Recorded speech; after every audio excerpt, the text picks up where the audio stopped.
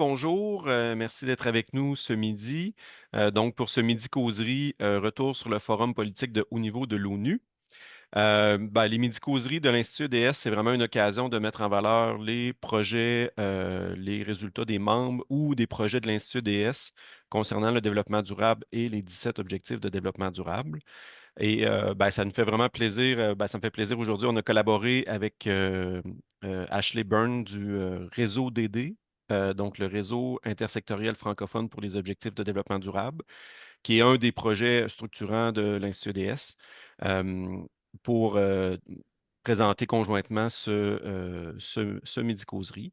Voilà. Donc, bienvenue à tous et toutes. Et sans plus tarder, je vous laisserai ma collègue Ashley Byrne, qui est coordonnatrice d'activité à l'Institut DS, prendre le relais. Merci beaucoup, Jason. Bonjour tout le monde. Je vois des membres du réseau connectés. Je suis très contente de vous retrouver. C'est sûr que l'activité d'aujourd'hui va être super intéressante. On a deux intervenants qui vont partager sur leurs expériences au Forum politique de haut niveau de cet été. Donc, juste un petit rappel sur c'est quoi le Forum politique de haut niveau. C'est une rencontre qui a lieu en mois de juillet chaque année. C'est organisé par l'ONU et il convie les représentants des gouvernements, mais en même temps les membres de la société civile et d'autres acteurs à participer au forum. Puis c'est une forme qui porte 100% sur le développement durable. C'est une forme qui constitue une occasion essentielle de faire le point sur le suivi et le progrès réalisé dans la mise en œuvre des objectifs de développement durable. Et à chaque année, certaines ODD font vraiment partie focale de cette activité, de ce forum.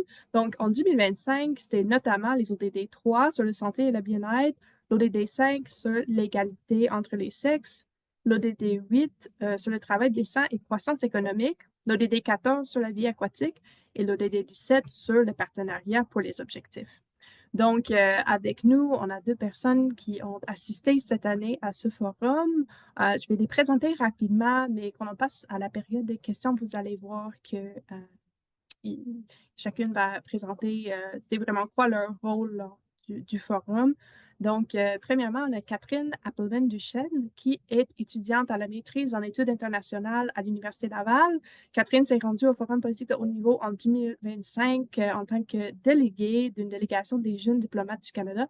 Et elle était aussi membre officiel de la délégation canadienne. Et on a aussi Stéphane Jonquiot qui est, Stéphane, tu peux me corriger si je me trompe, lead pour les indicateurs et données sur les ODD chez l'Institut international pour le développement durable ou l'IISD en anglais.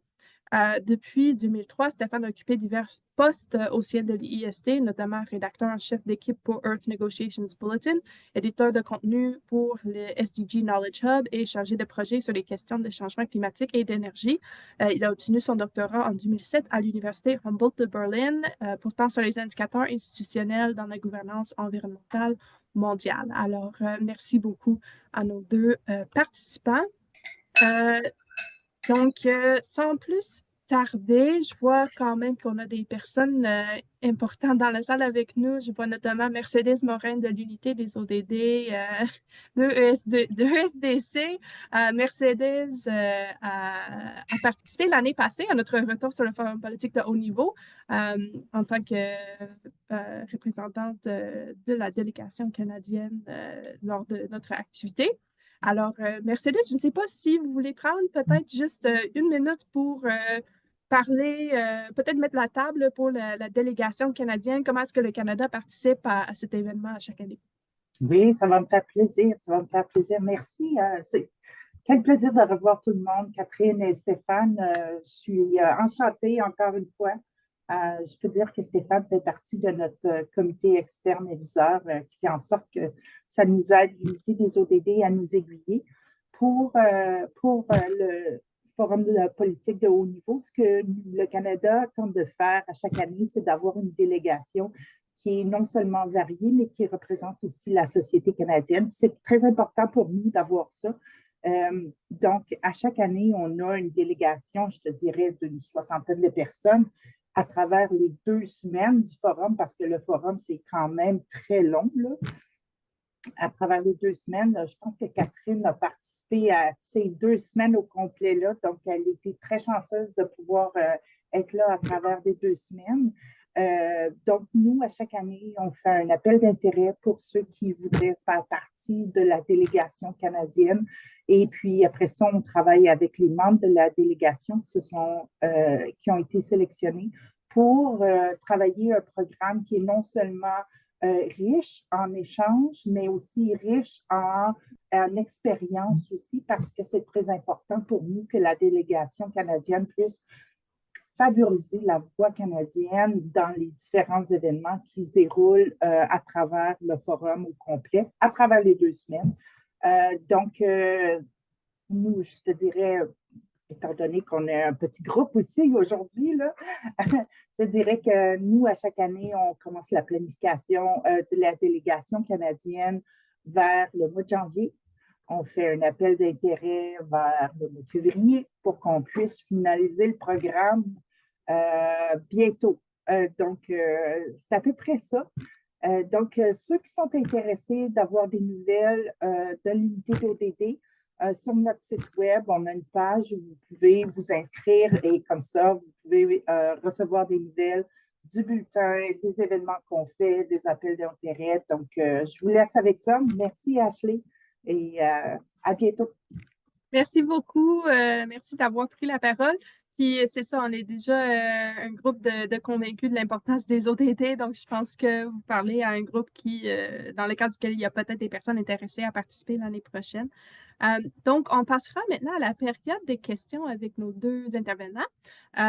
Donc, la toute première question que j'ai pour vous, c'est peut-être juste pour nous permettre de mieux comprendre c'était quoi vos rôles respectifs dans le cadre du Forum politique de haut niveau cet été. Donc, je vous invite à présenter votre rôle, puis peut-être expliquer un peu plus l'organisation que vous avez représentée dans le cadre de cette participation. On peut peut-être commencer par Stéphane. Oui, certainement. Merci Ashley. Et puis, bonjour tout le monde. C'est un grand plaisir d'être avec vous aujourd'hui. Oui, Ashley, comme tu l'as mentionné, j'occupe plusieurs rôles chez IISD. Normalement, beaucoup de mon travail focus sur la localisation des ODD avec des communautés. Mais en fait, ça fait longtemps que je travaille avec une voie de travail qu'on fait chez IISD qui s'appelle le Bulletin des négociations de la Terre ou le Earth Negotiations Bulletin. Et cette fois-ci, j'étais au HEPF dans ce rôle-là. Alors, je faisais partie d'une équipe qui prenait des notes dans toutes les sessions, puis qui écrivait des petits rapports à tous les jours et un sommaire après. Puis, je vais juste vous mettre le lien. Comme ça, vous pouvez peut-être après la réunion regarder vous-même c'est quoi notre travail qu'on a fait là. Je rajoute aussi le lien pour le SDG Knowledge Hub, qui est comme un site web où on peut regarder les nouvelles sur l'implémentation des ODD à tous les jours. Excellent. Et Catherine? Oui, tout d'abord, bonjour à tous. Merci beaucoup pour votre présence et merci de m'avoir invité. Donc, voilà, moi, je suis étudiante à l'Université Laval à la maîtrise en études internationales. Puis, l'année dernière, j'ai postulé pour faire partie de la délégation, une délégation plutôt des jeunes diplomates du Canada, celle pour le Forum politique de haut niveau sur le développement durable, parce que c'est un sujet qui m'intéresse, parce que je trouve que pour arriver à une paix mondiale, pour essayer de régler tous les niveaux d'un point de vue diplomatique plus haut, il faut d'abord s'attaquer aux besoins de base de la population. Et pour ça, je pense que les ODD, c'est vraiment un bon moyen d'y arriver. Donc, c'est pourquoi j'ai postulé. J'ai obtenu un rôle dans la délégation. Puis, dans le fond, la délégation des jeunes diplomates du Canada, l'organisation plutôt, a un statut ECOSOC pour to attend, bon, j'ai juste le mot en anglais, là, pour aller à certaines conférences des Nations Unies. Ce qui donne un statut qui permet d'assister, par exemple, aux séances plénières. Mais on a postulé aussi pour faire partie de la délégation canadienne, où là, notre candidature à tous a été acceptée. Ce qui nous a permis de vraiment faire partie de la délégation avec les 60 personnes dont Mercedes a discuté. Puis, pour mon expérience, là, j'ai beaucoup apprécié, en fond, toutes les rencontres que j'ai faites dans la délégation canadienne et de voir que la délégation faisait euh, attention à avoir autant des gens de la société civile, du secteur communautaire, du secteur privé, des gens aussi, bon, des fonctionnaires du gouvernement, vraiment pour former cette délégation, alors que d'autres États membres pouvaient avoir seulement que des fonctionnaires ou bien des gens du secteur privé avec eux. Fait que j'ai aimé beaucoup l'ambiance qu'on avait, puis les différents points de vue que ça a apporté là, tout au long de la conférence. Oui, merci beaucoup. Donc, Catherine, tu viens de parler un petit peu de la vécu de cette expérience-là, mais j'aimerais qu'on va un petit peu plus loin dans, dans l'expérience. Donc, est-ce que pour toi, c'était ta première expérience au Forum politique de haut niveau? Donc, est-ce que ça répondait aux attentes? Est-ce qu'il y avait des aspects qui étaient plus des surprises par rapport à l'événement? Puis par la suite, je vais demander à Stéphane d'intervenir parce que dans son cas, à lui, Stéphane, si je ne me trompe pas, c'était certainement pas la première fois que tu étais là au forum. Donc, par rapport à d'autres années, est-ce que c'était un petit peu différent ou est-ce que ça maintenait le cap? Je pense que on a parlé notamment qu'on a préparé l'activité d'aujourd'hui de préparation de rapports, quelque chose de ce genre. Donc, j'aimerais entendre vous deux à cet égard. C'était quoi la vécu de la participation cette année? Oui, OK. Donc, en effet, c'était ma première expérience au Forum politique de haut niveau ou du moins toute autre conférence des Nations unies. Euh, pour moi, qui est étudiante en affaires internationales, qui étudie l'ONU, les procédures, qui a fait certaines simulations des Nations unies aussi, de voir en vrai les procédures mises en place, les discussions qui ont lieu, les négociations.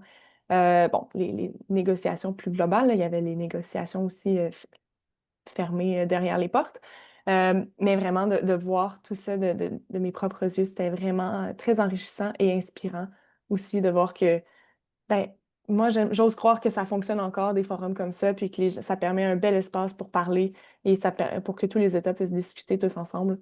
Donc, vraiment, comme première expérience, ça a répondu à toutes mes attentes. J'ai beaucoup aimé aussi les parallel events, donc les petites conférences en parallèle aux sessions plénières qui étaient organisées par soit des ONG ou bien des organisations, des États membres.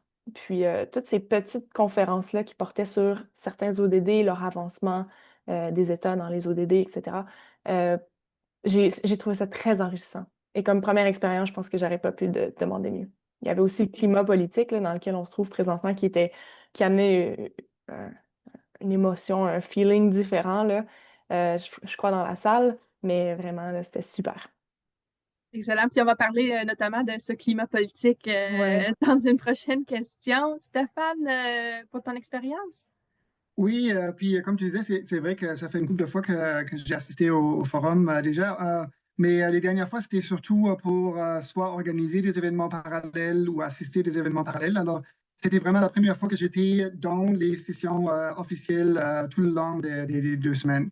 Puis peut-être je peux juste dire un peu comme le caractère spécial du forum, c'est un peu différent des autres conférences comme genre sur le climat ou sur la biodiversité. On voit qu'il n'y a pas beaucoup de négociations dans le forum. Le forum est vraiment axé sur la revue des progrès. Alors, il y a une grande composante que c'est les rapports volontaires des pays qui présentent. Il y a des sessions thématiques, normalement axées sur le thème, alors qui regardent toujours certaines ODD un peu en focus à chaque année. Et il y a la section des déclarations, le High Level Forum, où tous les États font leurs déclarations en général sur le développement durable, sur les ODD en général. Alors, l'atmosphère est quand même plus collaboratrice, je dirais. Il y a vraiment comme une participation aussi officielle de la société civile, des acteurs académiques, tout le monde. Alors, c'est vraiment intégré plus dans, puis c'est peut-être pas généralisé comme ça, mais un peu plus que dans les négociations où c'est surtout les États membres qui parlent. Euh, Par contre, c'est sûr que cette année, on a quand même vraiment senti les tensions globales qui existent à ce moment-là. Alors, il y avait beaucoup de mentions des conflits en Israël, en Ukraine, il y avait plusieurs moments qui étaient peut-être un peu moins beau de ce moment-là parce que c'est pas là le forum où on devrait discuter de ces questions-là. Et aussi, il y a tout ce genre de contre-courant qui viennent surtout des États-Unis à ce moment-là, contre le multilatéralisme en général, contre beaucoup des valeurs du développement durable. qui était beaucoup mentionné, mais on va en parler un peu plus à la prochaine question. Mais juste pour dire que ça s'est senti, mais j'étais quand même surpris comment l'atmosphère en général était quand même encore bonne. C'était pas, je pense que l'atmosphère a quand même amélioré depuis les années COVID, où on avait peur qu'il n'y a plus personne qui vient. Alors, comparé aux dernières années 2020, 2021, 2022, je pense qu'on a quand même repris pas mal d'élan au forum à ce moment-là. Intéressant. Donc, on a déjà touché un petit peu au, au, au- au climat qui était présent au forum de cette année, mais j'aimerais qu'on creuse un petit peu plus parce que c'est quand même particulière. Les circonstances actuelles sont particulières. Il y a notamment des coupes budgétaires au niveau de l'entraide internationale, notamment aux États-Unis avec USAID et autres. Euh, il y a aussi tout le conflit que vous avez mentionné, des guerres en cours qui créent vraiment des tensions au niveau politique international. Donc, Stéphane, tu as déjà mentionné que il y a quand même un sentiment de collaboration, peut-être dû au format de ce forum, le fait que c'est pas nécessairement la place pour négocier, mais plus pour faire le point.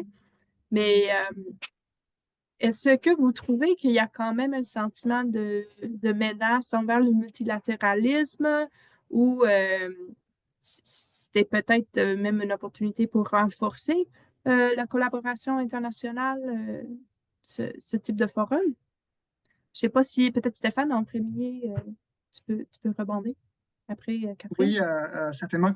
Ben, comme je dis, disons, tous les sujets de tous les jours étaient quand même très, très présents, mais j'étais surpris comment il y avait beaucoup de pays qui ont mentionné, en fait, c'est ce qu'on peut considérer des succès récents du multilatéralisme. Alors, il y avait beaucoup de pays qui ont parlé de la conférence sur le développement, sur le financement du développement. Je ne sais pas si c'est quoi le FFD4, Finance for Development, qui a eu lieu, je pense, qu'au début de l'année. Euh, Surtout avec beaucoup de l'espoir. Hein. Et on dit il faut vraiment qu'on parle de la dette des pays en voie de développement. On a besoin d'une nouvelle architecture, mais il y a beaucoup de mentions que le résultat de ces conférences-là est un début de réformer cette architecture-là pour la prochaine décennie dans le développement durable. Alors là, il y avait beaucoup d'espoir, beaucoup de notions positives qui étaient associées avec ça. Puis l'autre, c'était l'accord sur la biodiversité sur les hauts mers, le BBNJ, Biodiversity Beyond National Jurisdiction, qui était à ce moment-là accepté, puis qui, en attendant, depuis juillet, en fait, a atteint la ratification minimum, alors qu'il va maintenant rentrer en force en janvier.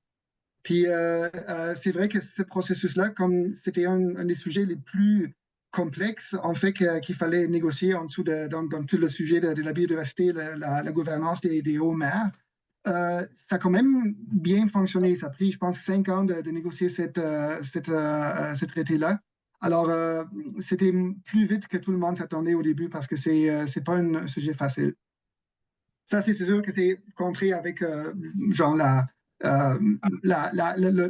non-conclusion d'un traité sur le plastique plus tôt cette année.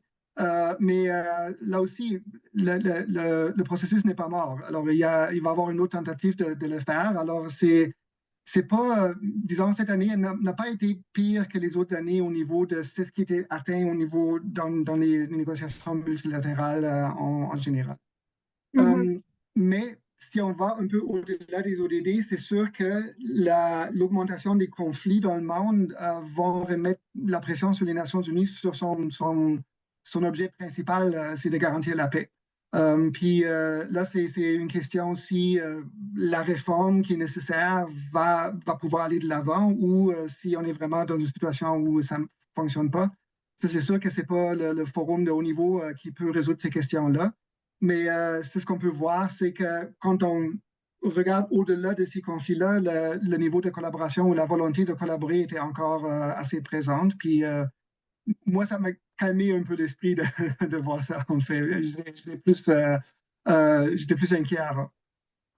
C'est peut-être le moment de parler, Stéphane, de ton moment stand-out de cette expérience où les États-Unis ont essayé de peut-être bouleverser le processus un peu. Est-ce que tu veux partager ce témoignage? Euh, En fait, c'est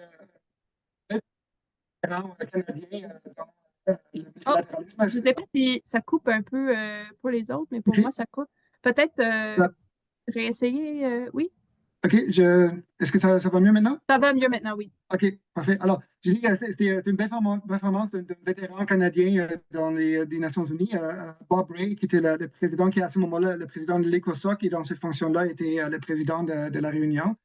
Dans la session de clôture, où c'est comme une genre de formalité d'accepter la déclaration finale, parce que la déclaration est négociée dans un processus en parallèle avant le forum, en fait.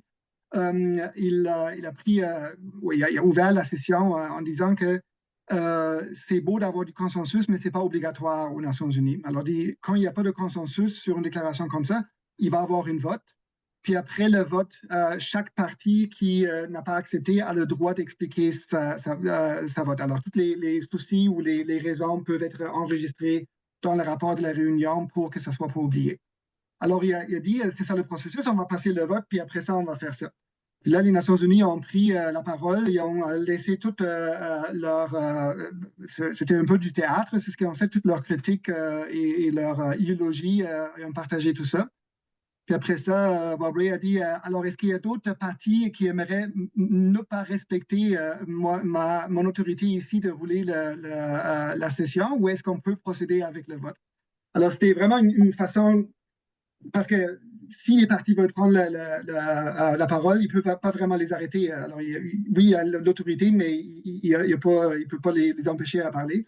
Alors c'est une très belle façon de vraiment isoler les États-Unis à ce moment-là, puis ça a fonctionné. Ils ont pris le vote, puis après ça, ils ont commencé à faire la discussion qui a été quand même longue, puis il y avait des moments un peu moins beaux, mais c'était vraiment comme une belle façon de gérer avec un peu d'humour et avec une tranquillité d'esprit qu'on a vraiment besoin à ce moment-là. Mhm, mhm. C'est sûr que ça peut dérailler assez rapidement, donc c'est bon que tu es capable de quand même à garder le contrôle sur la situation pour ne pas créer aussi un sentiment de, c'est quoi le mot que je cherche là? Je sais pas, critique envers tout ce qui était en train d'être fait lors du forum. Catherine, pour ta part, as-tu des commentaires sur ce que tu as vu au forum? Oui, euh, mais commencer par peut-être ce qui était un peu plus, bon, tension dans l'atmosphère. Il faut savoir, bon, avec les conflits là, qui se produisent dans le monde en ce moment, euh, tu sais, les États, les représentants des États membres, les délégués avaient l'habitude d'applaudir après chaque présentation d'un État membre par rapport à son retour sur sa révision plutôt nationale sur tel ODD ou un autre, ou peu importe. Donc, il y avait la pratique d'applaudir. À chaque fois où là, c'était plutôt Israël ou la Russie qui prenait la parole, il y avait un manque d'applaudissements notable dans la salle, ce qui apportait une certaine tension. Il y avait des gens qui toussaient, donc qui atchoumaient pour bon, déranger durant ces moments-là. Je pense que c'est un forum où c'est quand même important de garder la collaboration. Et ça, M. Ray le dit aussi en séance plénière, ce n'est pas le lieu pour parler de ça, mais là, on va essayer de travailler tous ensemble pour l'atteinte des ODD. Donc ça, j'ai trouvé ça super intéressant.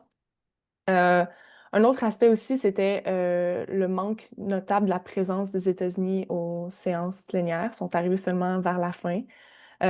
Puis aussi, durant la période du forum, les États-Unis se sont retirés de l'UNESCO. Donc, puis ont aussi annoncé des retraits de financement. Donc, il y avait beaucoup de discussions de corridor sur qu'est-ce qui va arriver aux Nations Unies sans la présence des États-Unis. Donc, ça, c'était du côté plus tension.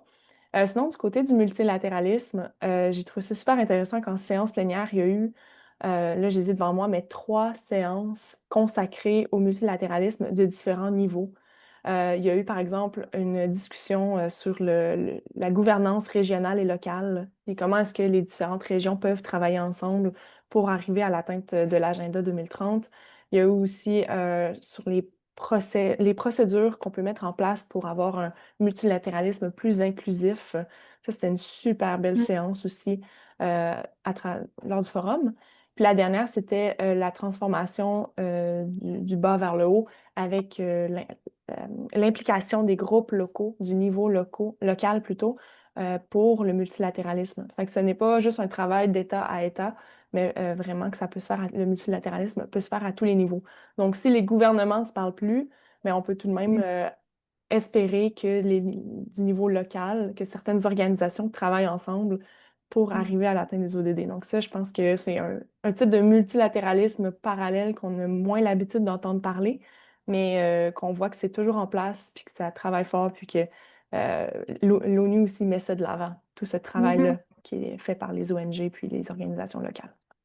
Intéressant, puis on dirait que ça donne peut-être un peu d'espoir aussi pour, même si les relations sont moins saines au niveau international, comme tu as dit, entre deux nations, au moins à l'intérieur, Ouais. même au niveau plus local, ces pays peuvent collaborer. Euh, donc là, j'ai comme une autre dernière question, mais je voulais juste glisser un mot aux participants. Il y aura une période de questions à la fin, donc n'hésitez pas à commencer, même pendant les dernières discussions, à poser vos questions dans le chat ou vous pouvez attendre puis lever la main pour poser la question à haute voix dans les prochaines, je dirais, dans peut-être 5 ou 6 minutes avant de commencer la période de questions. Donc, la dernière question que j'ai pour vous, c'est sur les ODD. C'est quoi, notamment, qu'est-ce que vous avez ressenti par rapport à l'avenir des ODD? Est-ce que la motivation est encore là ou est-ce que le focus est vraiment d'ailleurs sur d'autres enjeux? Est-ce que les discussions ont déjà commencé un peu sur c'est quoi la prochaine itération du cadre des ODD? Euh, Puis peut-être aussi, j'aimerais entendre sur les prochaines étapes pour le Canada, si vous en avez des détails là-dessus. Peut-être on peut commencer par Catherine cette fois-ci. Pardon, j'ai accroché mon bouton. OK. Donc, oui, par rapport au Outlook, donc au futur des ODD, c'était des conversations très présentes au Forum politique de haut niveau. Un peu partout, les gens parlaient aussi dans leur statement que les États faisaient lors de leur, par exemple, National Review. Euh, je pense que les gens disaient qu'il y avait une belle avancée dans les ODD, qui étaient plutôt contents avec comment ça s'alignait, mais beaucoup qui étaient à faire, à continuer plutôt, à progresser, puis qu'on l'a pas atteint les objectifs. On est loin de les avoir atteints, mais certains se donnaient des petites tapes sur les épaules puis s'applaudissaient pour les avancements qui étaient faits. Beaucoup, peut-être aussi de pays membres qui amenaient l'idée d'amener plus loin les ODD, par exemple l'égalité entre les sexes, puis d'apporter peut-être une section ou un côté un peu plus respect aussi des communautés LGBTQ, par exemple, dans les ODD. Là, d'autres États membres disaient nous, on ne veut pas aller jusque-là, on ne reconnaît pas d'autres sexes que femmes et hommes, donc on ne voudrait pas que ce soit sciemment écrit dans les textes. Donc vraiment, ça amenait une genre de... Il y a des États qui voulaient avancer plus loin, puis il y en a d'autres qui voulaient rester au statut actuel, mais atteindre les niveaux qui avaient été setés en 2015. Beaucoup aussi parlaient d'un ODD culturel peut-être à amener sur la protection culturelle dans la prochaine réforme, quelque chose que j'ai trouvé très intéressant. Puis, finalement, au sein de la délégation canadienne, ben là, peut-être que Mme Morin pourrait en parler davantage, mais il y aurait notre National Review qui aurait lieu en 2027.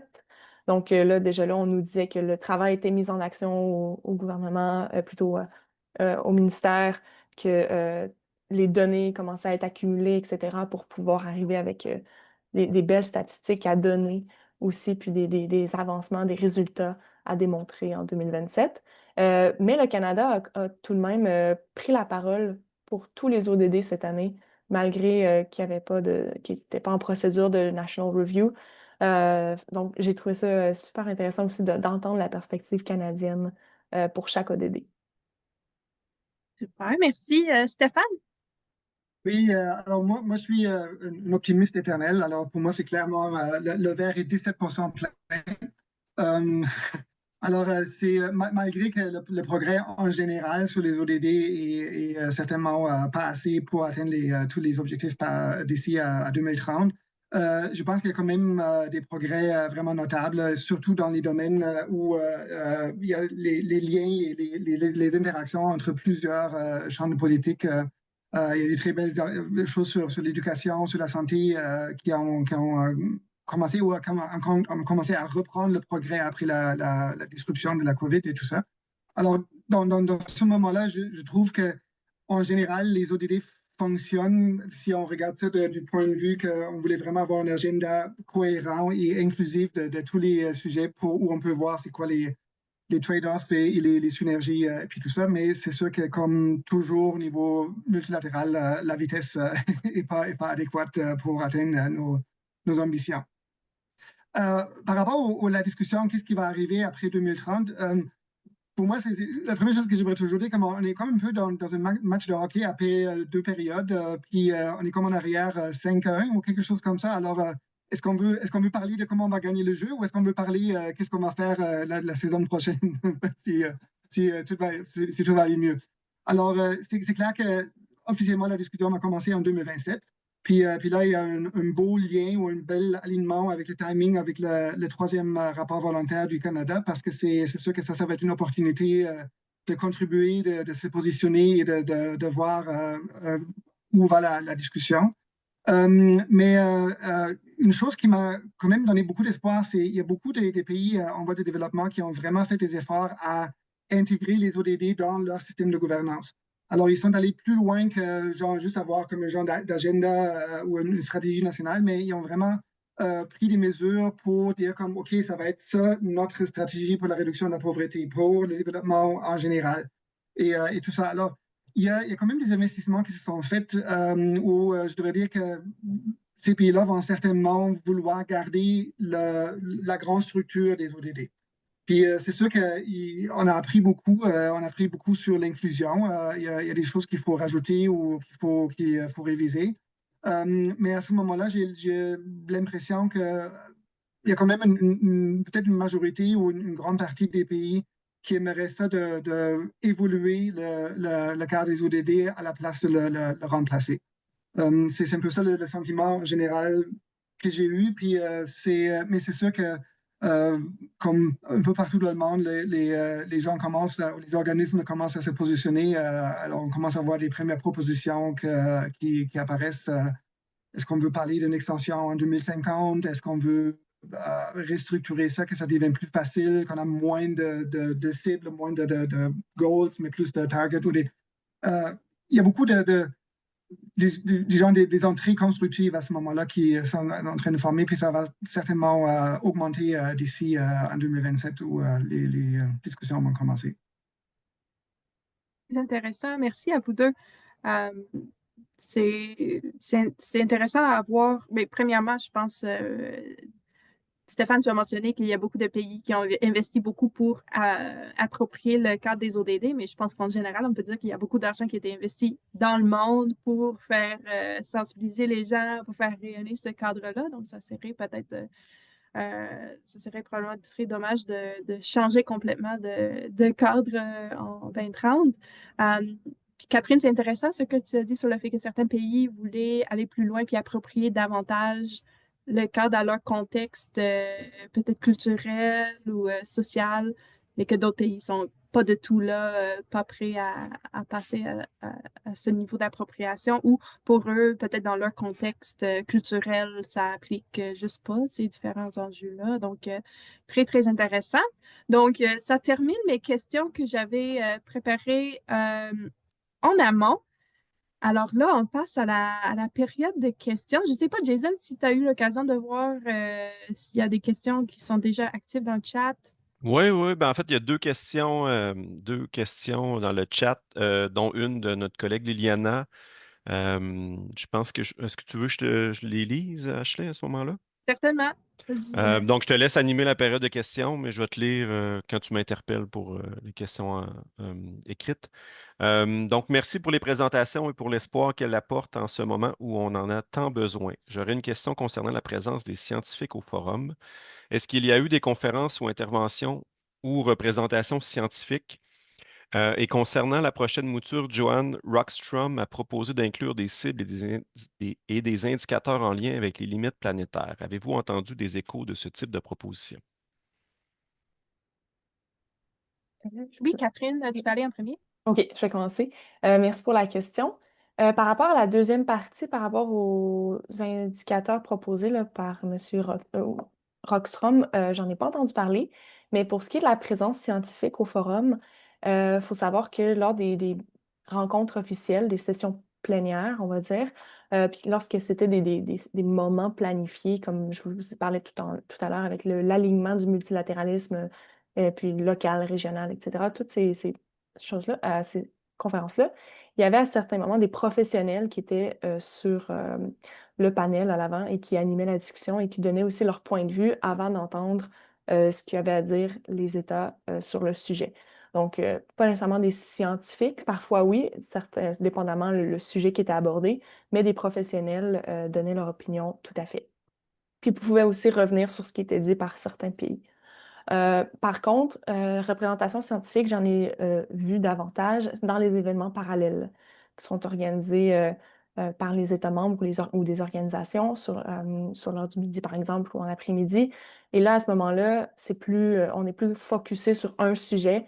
Et là, il y a de la représentation scientifique et gouvernementale, des parties prenantes ou communautaires, etc., qui participent à la discussion qui animent là, par rapport à un sujet en particulier. Donc, tout ce qui était sur les réchauffements climatiques, par exemple, ou sur la protection de la vie aquatique, aussi des sociologues par rapport à des événements sur l'égalité entre les sexes, etc.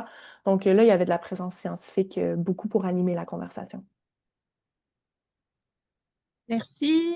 Stéphane, je ne sais pas de ton côté pour les limites planétaires, t'en as entendu un peu? Oui, bon, en fait, je peux confirmer, c'est ce que Catherine a dit. Alors, j'avais la même impression. Puis, peut-être pour ajouter, c'est peut-être pas nécessairement la place pour la discussion scientifique. Il y a certains pays qui ont inclus des scientifiques dans leur présentation de leur rapport, qui est une très bonne idée. Mais, euh, disons, il y a pas nécessairement comparé à d'autres processus comme le climat ou la biodiversité qui ont leur propre processus de science, là, comme la IPCC ou le IPES, ça, ça existe de façon beaucoup moins forte pour les ODD. En fait, il y en a quelque chose qui appelle le Science Policy Interface, c'est le processus qui établit le Global Sustainable Development Report, le GSDR. Puis, en fait, la nomination du prochain cadre des scientifiques qui vont faire le troisième ou le quatrième pour 2027 était retardé. C'était prévu de les avoir nommés avant le forum, mais ça a eu lieu juste récemment, je pense au début d'octobre ou quelque chose comme ça. Alors, puis là, le focus, c'est plus sur les processus de transformation. Alors, c'est plus une question de sciences politiques ou de sciences sociaux que les sciences naturelles. Pour les limites planétaires, c'est sûr que c'est une très bonne question parce que c'est très science naturelle, mais c'est aussi très inclusif. Ça essaie vraiment de regarder toutes les limites au même temps pour pas juste focuser sur un. J'en ai pas parlé beaucoup, j'en ai pas entendu parler beaucoup dans le cadre des ODD. En général, depuis que les ODD existent, il me semble qu'il y avait une mention pendant le forum, mais je me rappelle plus c'était quand, dans quel contexte que quelqu'un avait mentionné ça comme, je pense que c'est le contexte d'une intervention de un des pays dans la période high level qui a rappelé à tout le monde, oui, qu'on a comme déjà un excès de, je pense que 5 sur les 9 à ce moment-là, ou quoi, alors, ou de 7, ouais, il y en a, de 7 processus ou de 7 limites que l'humanité a déjà excédé de ces limites-là, alors qui ont utilisé ça comme une façon d'alerter ou de rappeler à tout le monde comment c'est important d'accélérer le progrès sur les ODD aussi. Merci. Je ne sais pas, Liliana, si ça répond à ta question. Oui, je vois ta main, Jean. Je vais juste m'assurer que Mercedes, la main n'est pas levée pour complémenter la réponse. C'était pour ça? Oui. Oui, j'aimerais complémenter la réponse. À travers le forum, il y a deux façons de pouvoir prendre voix. Je te dirais une façon qui c'est faire partie de la délégation officielle L'autre façon, c'est de faire partie des major groups, donc des groupes qui ont un statut d'écosoc et puis qui peuvent être en connexion avec d'autres groupes qui sont similaires, comme le groupe principal pour les enfants et la jeunesse, exemple. Mais il y a plein d'autres groupes là, qui font en sorte que les États membres ne sont pas juste une perspective d'État, mais ils ont une perspective d'État avec un dialogue avec les sociétés civiles. Puis ça, c'est une partie importante. Nous, le Canada, on a décidé d'avoir une délégation canadienne qui est vraiment diversifiée et qui inclut les membres de la société civile. Puis ça, c'est important aussi de voir ça dans un climat d'inclusion, mais je peux dire que ce n'est pas tous les États membres de l'ONU qui ont cette approche-là. Puis c'est important aussi de pouvoir voir dans quel côté ou dans quelle voie serait plus portant. Est-ce que, mettons, Liliane qui fait partie d'EDS, est-ce que ça serait ma voix comme scientifique serait plus portant dans les groupes majeurs ou ma voix serait plus portante dans la délégation canadienne? Donc, il faut avoir une réflexion auparavant de voir où est-ce que moi, comme organisation de société civile, où est-ce que ma voix porte le plus et où est-ce que je peux contribuer le plus. C'est sûr que nous, le gouvernement du Canada, on veut avoir une voix canadienne qui est forte, une voix canadienne qui porte aussi. Donc, c'est important pour nous d'avoir non seulement des scientifiques, des académiques, des membres du groupe de la société civile qui sont pour la défense des droits, des membres pour la défense de la biodiversité. Donc, vraiment un grand ensemble qui fait en sorte que on peut non seulement participer à plusieurs événements à travers le forum et à différents événements aussi à travers le forum, pas juste, mettons, juste un événement, un type d'événement. Donc, je voulais renchérir pour pouvoir offrir une réflexion aux membres de la discussion aujourd'hui. Oui, puis on voit qu'il y a quand même de la stratégie derrière cette réflexion-là. Merci beaucoup pour le partage. Jean, je vois ta main levée. Yes, j'avais écrit ma question dans le chat, puis là, j'ai vu le message d'Ashley. N'hésitez pas à lever la main pour la proposer de vive voix. Fait comme j'ai une grande gueule, je me dis je vais l'utiliser. En fait, vous voyez la question dans le chat, hein? Puis merci Mercedes pour la dernière précision, parce qu'effectivement, je vais vous contacter pour aller plus loin de ce côté-là. Et je comprends très bien aussi que la question que je pose n'est pas nécessairement dans la thématique des groupes de délégation canadienne, peut-être, mais on sait que depuis la création des ODD, le pacte mondial a aussi été, des entreprises a été aussi créé, donc le Global Compact, comme une réalisation que rien de ça ne peut arriver si on n'a pas la contribution du monde entrepreneurial, par exemple, pour intégrer, en fait, redescendre, en fait, les choix des nations dans leurs activités pour. Bon, Evol est dans cet esprit-là. Hein, je ne ferai pas la prospectus d'Evol là-dessus. Mais je me demandais si dans toutes ces discussions-là ou dans les groupes majeurs, il y a des discussions de l'impact entrepreneurial, où se situe le tissu économique, parlons pour le Canada principalement, là, mais en fait, j'aimerais vous entendre là-dessus, ceux et celles qui ont participé. Est-ce que c'est quelque chose qui se discute ou pas, ou c'est pas le bon endroit est aussi une bonne réponse? Voilà, c'est comme, j'essaie de voir un peu comment ça remonte, ces impacts-là. Et voilà, avant, j'étais beaucoup intéressé par le Global Compact parce que je pensais que c'était là que j'allais avoir un impact majeur. Là, je suis revenu vers le réseau d'aider parce que je ne suis pas sûr que le Global Compact est le bon chemin. Donc, ma question est un peu dans ce sens-là. Merci. Je vous laisse la parole, Catherine, Stéphane, Mercedes même, s'il y a une réaction. Mais c'est une excellente question. Pour ma part, je ne crois pas avoir entendu des discussions sur le sujet.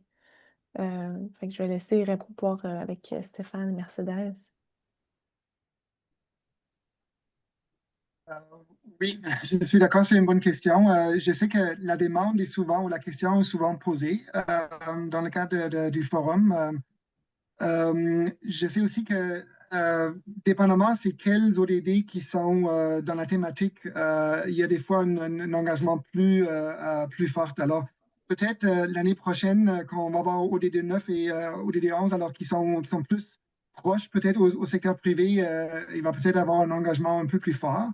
Mais en général, je pense que c'est ce que Mercedes vient de dire. Tiens, alors les pays peuvent choisir d'avoir des représentants du secteur privé dans leur délégation et de leur donner la possibilité de parler aussi dans les réunions. Euh, mais comme je dis, au moins cette année, j'ai pas l'impression que ça s'était fait beaucoup. Il n'y a pas eu beaucoup d'interventions qui étaient comme qui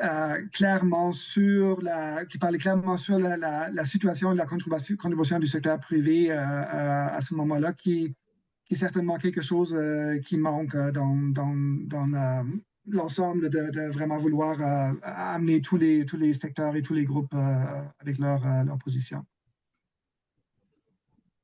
Oui, merci. Si je pourrais rajouter, moi, de mon côté, ce que je vois, c'est que pour l'année dernière, quand je dis l'année dernière, moi, le HLPF, moi, je suis déjà regardée pour celui de 2026, pour celui qui vient juste se dérouler.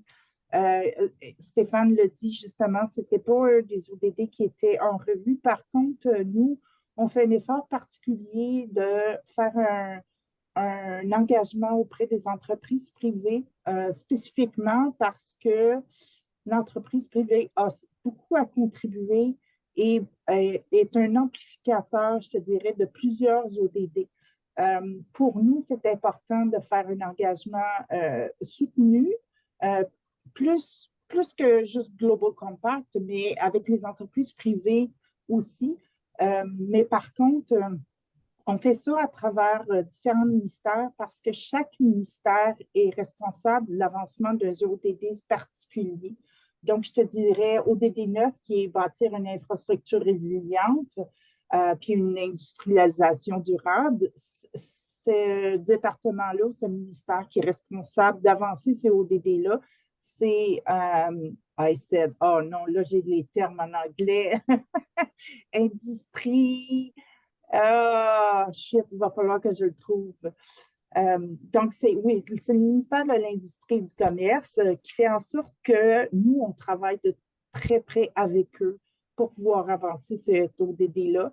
Mais dans la discussion, mettons, du forum, l'entreprise privée est une partie importante. Par contre, les voix de l'entreprise privée, je te dirais qu'ils ne prennent pas suffisamment de place dans le forum particulier où tous les États membres sont là.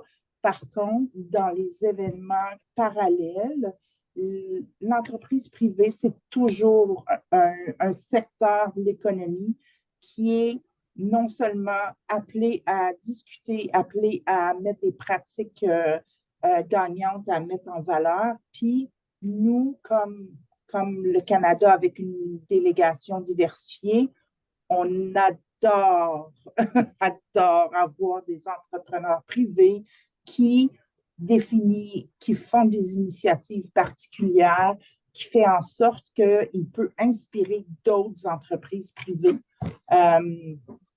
qui nous sert de champion à travers les entreprises privées aussi. Donc, c'est à peu près ça l'apport de l'entreprise privée pour 2024-2025, puis j'espère plus pour 2026 à ce moment-là. Merci beaucoup. J'espère, Jean, que ça répond à ta question. Tout à fait, merci. Super. On a le temps pour une dernière question. Je vois Daniel à la main levée, puis c'est excellent parce que j'ai vu ta question, Daniel, dans le chat, puis je ne comprenais pas à 100%. Donc, parfait, tu peux expliquer ta question en le posant. Oui, écoute, j'avais deux questions. Là. Je vais y aller avec celle-là. Donc, vous avez rapporté un peu la perception, l'accueil des gens avec le discours ou l'absence de discours des États-Unis, la position timide ou retenue devant les discours là, que ce soit d'Israël ou encore de la Russie. Mais qu'en est-il de la position de la Chine, son engagement là-dedans et qu'est-ce que vous avez perçu de ce qu'elle pense des ODD post-2030?